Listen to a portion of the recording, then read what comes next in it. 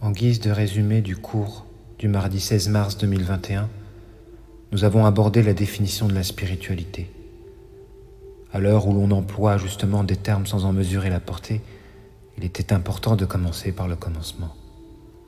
La spiritualité, c'est le cadre intellectuel et pragmatique, à même de générer des états et surtout des saveurs en ressenti intérieur. Aussi autant qu'il existe des plaisirs physiques et matériels, il existe aussi des plaisirs intellectuels et spirituels qui s'acquièrent par la quête du sens vrai et des actes qui peuvent en découler.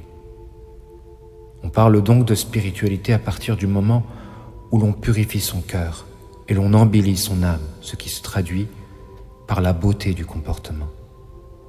Point de spiritualité par conséquent pour celui dont le comportement est laid, car la laideur comportementale ne fait que traduire le mal qui existe à l'intérieur. Je vous ai ensuite donné pour exercice d'écrire une oraison, à travers laquelle vous deviez nous partager une souffrance, car la spiritualité que nous promouvons, c'est celle effectivement par laquelle nous parvenons à faire de la douleur le carburant de notre endurance. Et par Allah, votre authenticité fut une guérison pour moi et pour toutes ces poitrines en carence. Le temps s'est arrêté et l'on pouvait entendre les battements de ce cœur en ébullition dont l'attention était captivée par toutes ces voix dont le timbre tremblait de souffrance.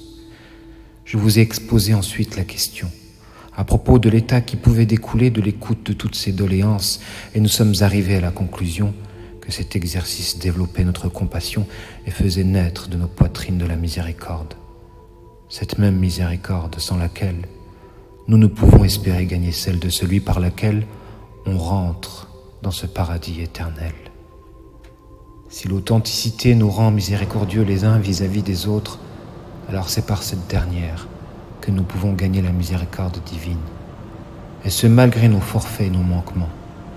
Aussi se comprend pourquoi les hypocrites souffrent tellement de voir des êtres authentiques, car effectivement ces derniers leur rappellent qui ils sont vraiment. Et donc pourquoi ils ont désespéré comme Iblis de la miséricorde d'Allah.